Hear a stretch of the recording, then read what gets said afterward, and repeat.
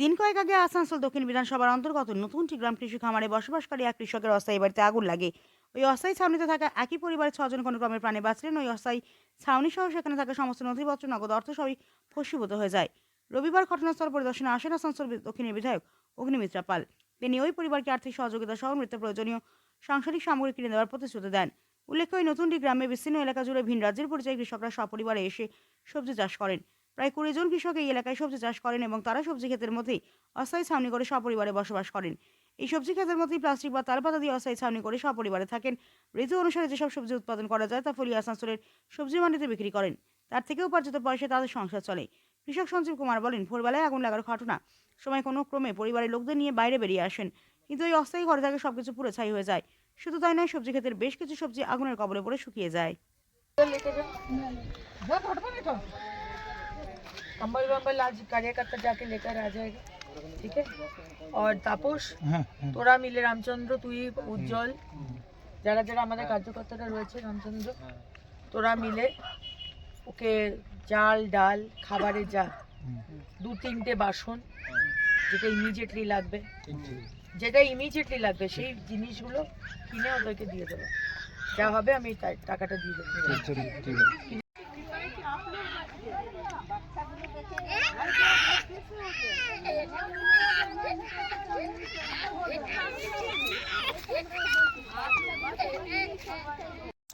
हम लोग 6 फैमिली घर में सोए हुए थे। रात 3:30 बजे भोर में आग अचानक पकड़ लिया। बच्चा को तबीयत खराब था, दवा खिला के सोए हुए थे। 2:30 बजे में उठे थे, उस टाइम कुछ नहीं था, अचानक आग लग गया। 2 मिनट अगर टाइम नहीं मिलता तो हम 6 फैमिली सब उसी में जल जाते। क्या क्या नुकसान हुआ? नुकसान में बचा तो कुछ नहीं है यहाँ पर। इसमें जो है सो जो साइकिल था, उसके बाद कपड़ा उपड़ा था, बर्तन उर्तन करीब सब था, कितना का गहना नुकसान जेवर हुआ है? था। मोटा मोटी 1.5 लाख से ऊपर का मेरा नुकसान है। आपका नाम? मेरा नाम संजीव कुमार है। क्या हुआ था? आग लग गया तो 3:30 बजे सुबह, तो सुतल थे, जब आग खुला तो देखे आग लग गया, तो हम कूद के भागे।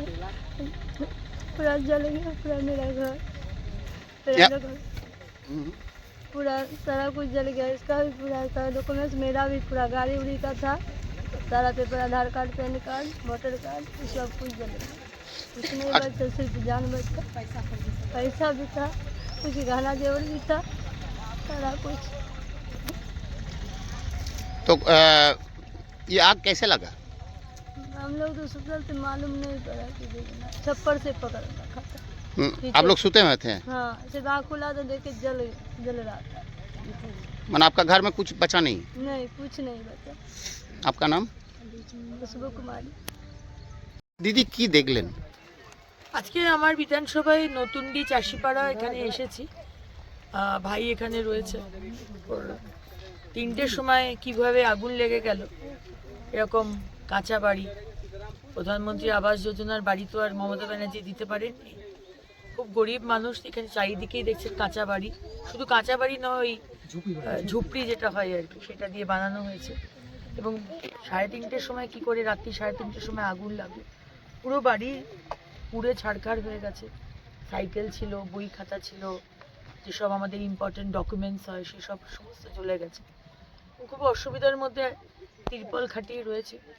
তাই আজকে আমরা সবাই এসেছি তার পাশে, সব রকমভাবে যাতে ও উঠে দাঁড়াতে পারে সেটা আমরা চেষ্টা করব। কদিনের মধ্যেই যাতে সব কিছু নর্মালাইজ আবার হয়। মানুষগুলো বেঁচে গেছে, এটাই ভগবানের কৃপা, যে বাড়ি গেছে, ডকুমেন্টস গেছে, টাকা গেছে, সে তো আবার হয়ে যাবে, কিন্তু মানুষগুলো বেঁচে আছে, এটাই অশেষ কৃপা ভগবানের। এবং আমরা সবাই রয়েছি একসাথে, আমরা ঠিক ওর পাশে দাঁড়িয়ে আবার ঠিক করে দেবো। আপাতত কি ব্যবস্থা করলেন? আপাতত ওকে বলেছি, ওকে কিছু অর্থ দিয়েছি, ও বাড়িটা যাতে আগে করে, এখানে ছোট ছোট বাচ্চা রয়েছে, তো আগে বাড়িটা করাটা খুব দরকার, কারণ তিরপল টাঙিয়ে রয়েছে, এত ঠান্ডা। আর কিছু কম্বল টম্বল, কিছু বাসন, কিছু খাবার দাবারের আনাজ, সেগুলো আজকেই কিনে দিয়ে, যাতে যা হলে চলবে না, যা না হলে সেটার ব্যবস্থা করা। তারপরে আস্তে আস্তে যে ডকুমেন্টসগুলো পুড়ে গেছে, যেমন স্কুলের ডকুমেন্টস, ওর বোন স্কুলের ডকুমেন্টস পুড়ে গেছে, 11-এ পড়ছে, বই খাতাগুলো পুড়ে গেছে, সেগুলো কিনে আবার ব্যবস্থা করা, প্রিন্সিপালকে বলে ডকুমেন্টসগুলো আবার তৈরি করে দেওয়া, পরিবারটা যাতে আবার দাঁড়াতে পারে, আবার নর্মাল জীবনযাপন করতে পারে সাধারণভাবে, সেটাই চেষ্টা করব।